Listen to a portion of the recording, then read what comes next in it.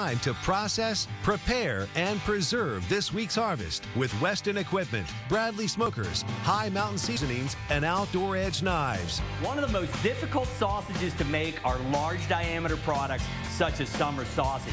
We're going to show you a few tips this week that are going to help you make a better product. We're going to start out here with a couple of venison shoulders. We're going to put on our Weston cut-resistant gloves here. Anytime that you're deboning large sections of meat, it's always good to wear cut-resistant gloves. And we're just going to go ahead and debone these shoulders.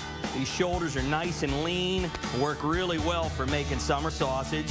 If you need any further instructions for deboning your wild game animals, be sure and see our deer and big game processing DVD. All right, now we'll put our boneless shoulder up on our Weston scale here. Looks like we have about 7 pounds. Now it's very important to get an accurate weight on your meat product. That way you know exactly how much seasoning to add. If you don't know how much meat you have, you're not going to have a quality, consistent product every time that you manufacture that item.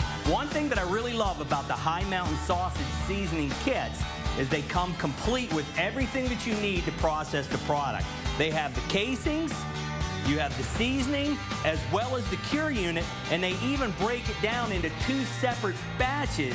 That way you can make small amounts each time. Now, it's very difficult to find a set of scales to weigh your seasoning accurately because you really need a set that weighs in ounces.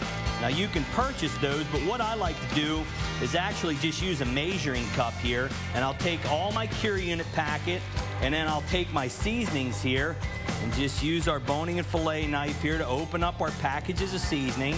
We'll dump them right down into our measuring cup here. Now, we've portioned out our seasoning, and we're just going to sprinkle it right over the top of our meat here in our mixing pan, just like that. Now, I'm going to share with you a little secret for processing large diameter sausages. Now, a lot of times people have trouble getting that large diameter sausage to bind together and be firm whenever they pull it out of the smokehouse.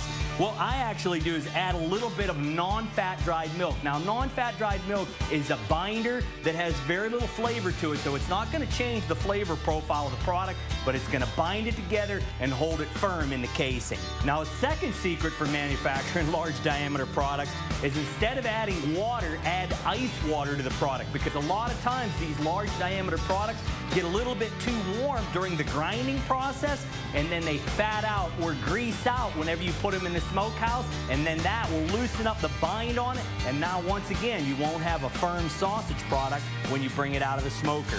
Now we're just going to add a little bit of ice water here just to mix and blend our seasonings together. Now we'll mix the product thoroughly and get the seasonings completely coating the meat. Now I'm going to share with you a real industry trade secret. In order to get that good smoke flavor to penetrate the whole way through those large diameter sausage products, you would really have to smoke it for hours and hours in your Bradley smoker. Or you can go ahead and add just a little bit of bacon into the product. Right now we're ready to grind our product. We're just going to put it all right up here in the hopper of our Weston grinder. Use the same pan, because always remember those seasonings that are in the pan belong in the product. Turn our grinder on here and we'll grind this product through. Then we'll be ready to stuff it. Now we'll just add our ground product into our Weston mixer. We'll use our mixer just to blend all of the fats and leans together, get those seasonings blended well throughout the product. Now we've pre-soaked our summer sausage casings. We're just going to slide these onto our Weston stuffer. Now we've already filled our stuffer with our summer sausage, and we're only going to fill these casings about halfway because we want to lay these flat on the racks of our Bradley smoker. Now we're just going to twist it just like that, and we're going to take our hog ring pliers here, and we're just going to clamp a ring right on the end of it. And there's a nice summer sausage ready to go to our Bradley smoker. All right, well, we've loaded our summer sausage in the smokehouse, and we've pre-smoked the smoke box. That way we're going to begin adhering that good natural smoke flavor right away. We've set the temperature in the smoke cabinet at 170 degrees. Now we're going to run it 170 degrees for about 2 hours. And like I said earlier, it's very difficult to smoke these large diameter smoke products. So what you want to do is run it about 170 until that sausage product gets good and firm and then turn the temperature of your smokehouse up to about 200 to 210 degrees.